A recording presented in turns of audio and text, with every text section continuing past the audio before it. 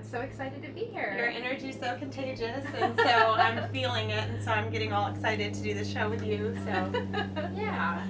So, are you excited for your book to come out? I'm super excited. Yeah. Yes. And lots of other great stuff this year so far? Amazing things on the way and already happening. That's awesome. Yeah, I know. I can't believe February's not even over, and I've had the best 2 months so far, like I've ever had in my career. Like, it's just been... It's incredible. Yeah. You're in alignment. It's Yes. happening. Yes. The right vibration, and somebody said recently, you have a perfect momentum, keep it up. Like, and I like that. I'm like, okay, I like that. That's perfect. Momentum is like a powerful word, so you can take it too if you want. It wasn't mine, you know? So, anyway, I'm just excited to be here with you today, and we get to hang out in this beautiful weather and talk to you, because I don't know anyone else who writes children's books, especially children's books that have, all 5 of them have become bestsellers, and you've won all these awards, and you speak. And when I saw you speak recently at my event, you talked about embracing your inner child and fulfilling things on your bucket list and things like that, and I just was so inspired. I said, she's got to go out to more of the world and talk about that stuff, which I know you do, you know. And so what else do you do that's on that list that I haven't talked about? Wow. Well, sometimes I visit schools and I talk with kids about the books and the messages and empower them to really believe in themselves and to go for what their dreams are, no matter what anybody else says or thinks about it. And then sometimes I'm on stages sharing that message with adults too, like through writers' conferences or inspirational events, and pretty much anywhere that they'll have me. Yeah. And don't all 5 of your books have the common theme of elevating self-esteem? Yes, they do. My mission is to inspire and delight kids and adults while planting seeds of self-esteem.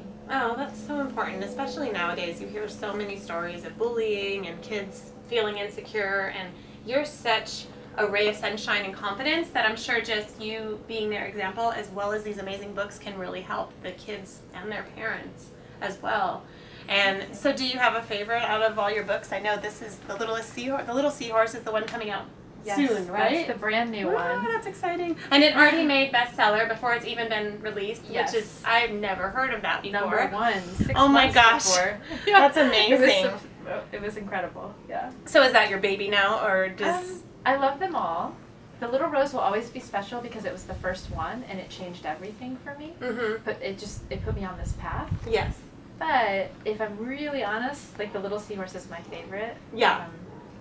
It just is. Like we tried some new things with the illustration that we'd never done before, so the art is more intense and bright, and I dedicated this one to my mom, so it has a special meaning for me because of that. And I know, because I'm lucky to be your friend, that you went to actual Hawaii to research the Little Seahorse. Darn, you had to go to Hawaii. So what was that like? Sometimes, that's part of the glamorous side.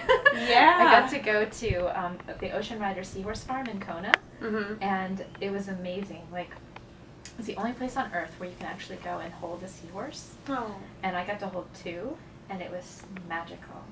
And being there, it influenced the design of the character too, because I'd originally seen him as a blue seahorse, but then after I saw this one particular species that was very special, I was like, oh, he's got to be yellow with green dots.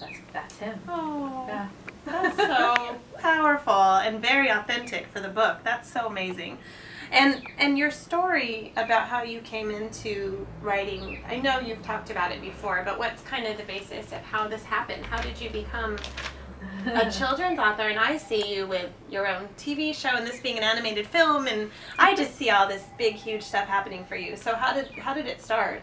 Well, it started by accident, actually. I was in the corporate world for over 12 years, and I was doing online marketing and doing well, and kept working my way up, and just didn't feel super fulfilled by it, but was doing some soul searching, and in that process, I had this incident happen where I was being bullied in the workplace, and it was so hard for me. Like, I was actually heartbroken about it, because I thought the person was my friend, and it just was extremely damaging to me, and I wasn't really standing in my power. I hadn't really claimed it at that point.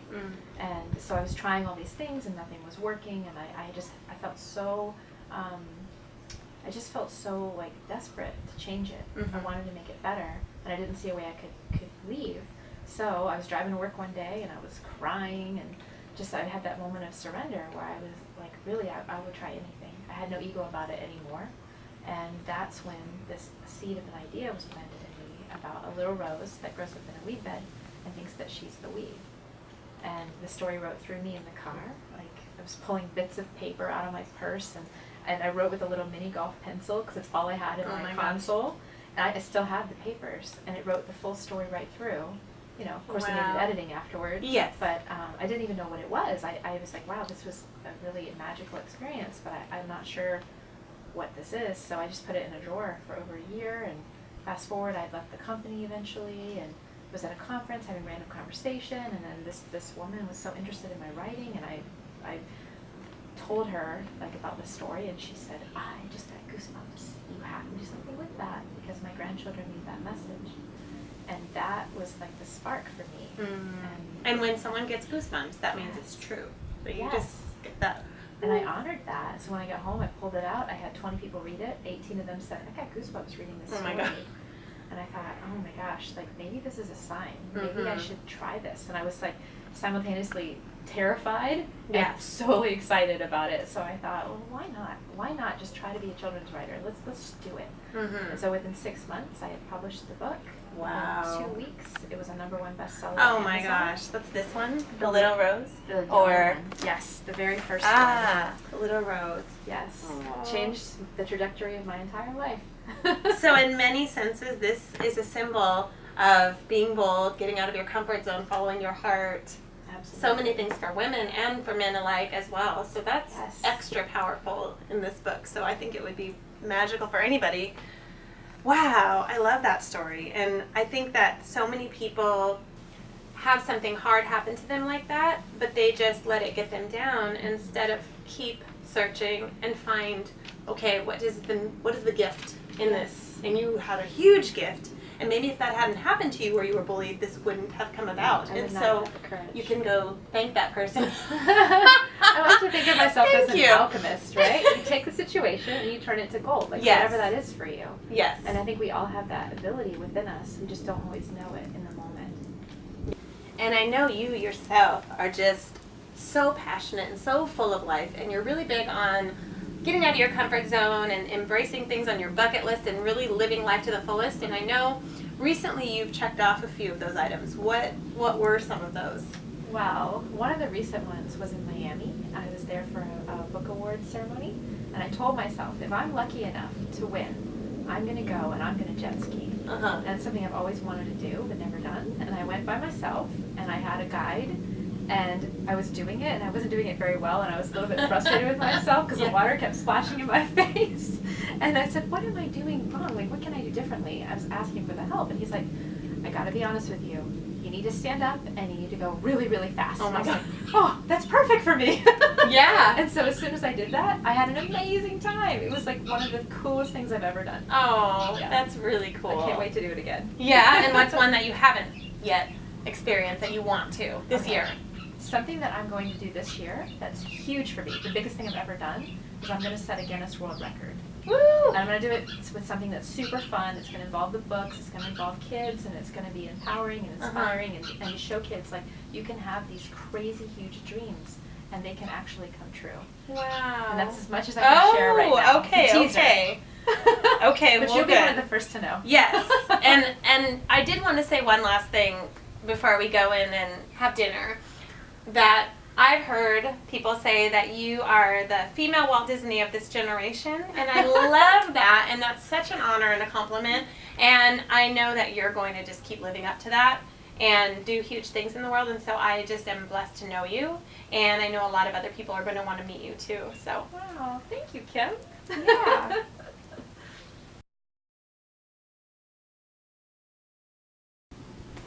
All of the fashion that you've seen here on the show, worn by Kim Somers Egelsee and some of the guests, have been provided by Detour. To find out more information, go to detourstyle.com.